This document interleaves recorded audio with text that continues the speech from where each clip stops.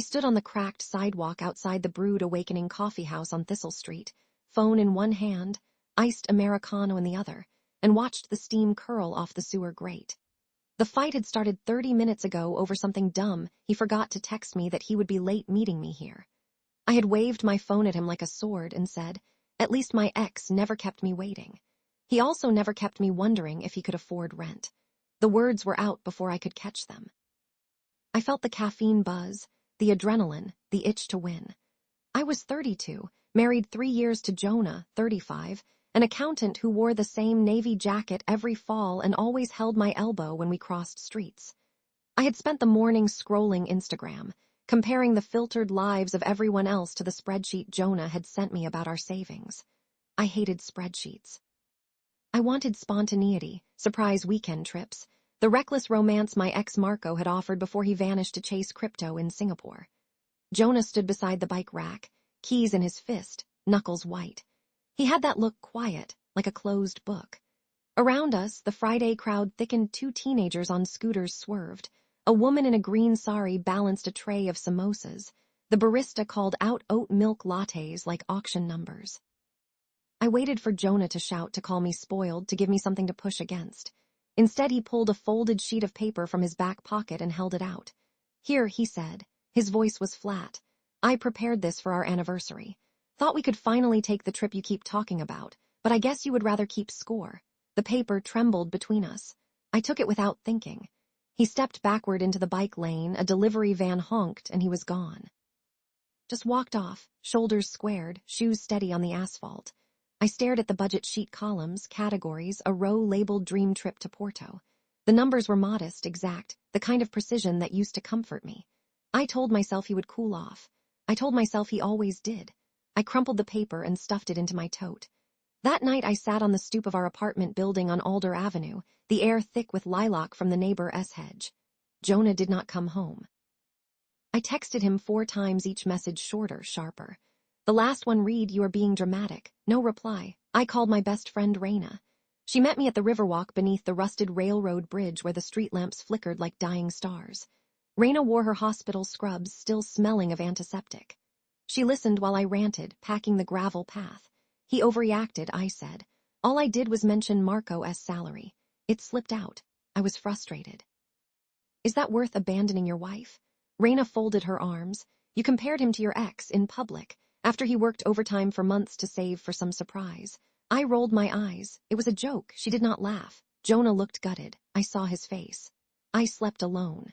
The bed felt too wide, the silence too loud. I left a voicemail telling Jonah I was sorry, but my tone was more annoyed than apologetic. I added, "You know I hate when you shut down." Saturday morning, I found Jonah at the farmer's market on Maple Plaza, standing by the mushroom stall, reusable bag in hand.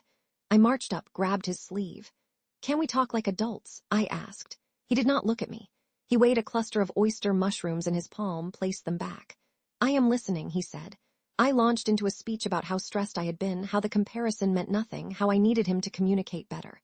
My voice rose. People stared. A child dropped a nectarine. Jonah waited until I paused for breath. "I asked you once," he said, "to stop using Marco as a weapon. You promised."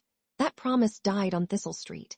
He turned, walked past the honey stand, past the busker playing cello, and disappeared into the crowd. I stood there, cheeks burning, the scent of basil in my nose. I thought, he will be back. He always comes back. 2 days later, a cardboard box arrived at our apartment. Inside were his hiking boots, the wool blanket from the couch, the French press he loved. A yellow sticky note on top read, "Lease ends in 30 days. I already spoke to the landlord. You can keep the furniture." I laughed, incredulous. He would not really leave. We had built a life shared, streaming passwords, grocery routines, Sunday crossword rituals. I texted him, "Where are you staying?" The message showed delivered, never read. Our mutual friend Dev hosted game night at a rooftop bar downtown. I went alone, expecting sympathy. The group fell quiet when I approached the cornhole boards. Dev handed me a sparkling water without meeting my eyes. Someone whispered, "She really said that." I pretended not to hear. I cornered Jonah's coworker Maya by the railing, skyline glittering behind us. "Tell him I am sorry," I said. "Tell him to come home." Maya sipped her beer. "He already took the promotion in Denver. Leaves next week. He told me he is done auditioning for your approval." She walked away, heels clicking on the concrete. Denver. I pictured mountains, clean air, a new apartment without me. I felt a crack inside, like ice splitting. I drove to his office parking lot at dusk, headlights painting the asphalt gold. I waited by his silver Subaru. When he emerged, tie loosened, briefcase in hand, I stepped in front of him. I booked therapy, I blurted. I will be better, I swear, just come home. Jonah looked at me, eyes tired. I already did therapy, for us. For a year, you never showed. He sidestepped, unlocked his car. Goodbye, Elise, the door shut. The engine started. He drove away, taillights shrinking until they vanished into the night like embers. I stood in the empty lot, wind whipping my hair. I thought this is not how our story ends. But it was. Weeks passed. I saw on LinkedIn that Jonah had accepted the senior accountant position in Denver. His profile photo was new. He wore a gray suit, half smile, Rockies in the background. I scrolled through the congratulations. My thumb hovered over the like button. I did not click. Our landlord emailed a move-out checklist. I boxed Jonah S. remaining books, his coffee grinder, the framed photo from our honeymoon in Montreal. I left them stacked by the door, unsure what to do. I considered donating everything, but I could not bear the finality. One afternoon, I walked the Riverwalk again, alone this time. The same gravel path, the same dying lamps. I replayed the fight at Brood Awakening, heard my own voice slicing the air. I felt the paper budget sheet in my hand, the weight of his disappointment. For the first time, I wondered what it had cost him to plan that trip, how many nights he had stayed up calculating, how many lunches he had skipped. I had never asked. I sat on a bench, phone in my lap, and typed a long email to Jonah. I apologized without deflection. I told him I had taken the apartment lease alone, that I had started therapy, that I understood if he never replied. I ended with, I miss the way you used to hum when you cooked. I miss your steady breathing when you slept. I was wrong. I hit send before I could delete. He never answered. Autumn arrived. The maple trees on Alder Avenue flared red and gold, then dropped their leaves like burnt paper. I passed Brood Awakening one morning and saw a couple at the window table, sharing a pastry, laughing with their heads close. I looked away. Raina invited me to her birthday brunch at a rooftop greenhouse. Jonah was not there, but his absence filled every corner. I overheard Dev tell someone he is dating a wildlife biologist. They hike Fortiners every weekend. I felt a sting, then a strange relief he was happy. I left early, walked the city until my feet ached. I ended up at the farmer's market, now gray and shuttered for winter. I stood where Jonah had weighed mushrooms, and I whispered, I am sorry, to the wind. The apartment felt cavernous. I sold the couch, kept the bed. I started running mornings past the river, past the railroad bridge. Each footfall was a small punishment, a reminder.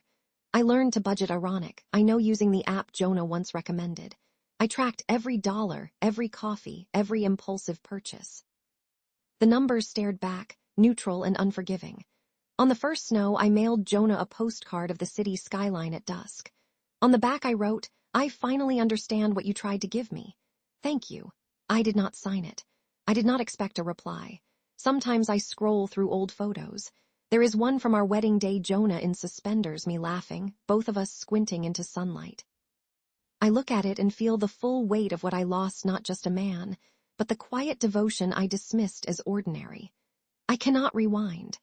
I can only walk forward, one cold mile at a time, the taste of regret sharp as winter air, the lesson carved deeper than any ring.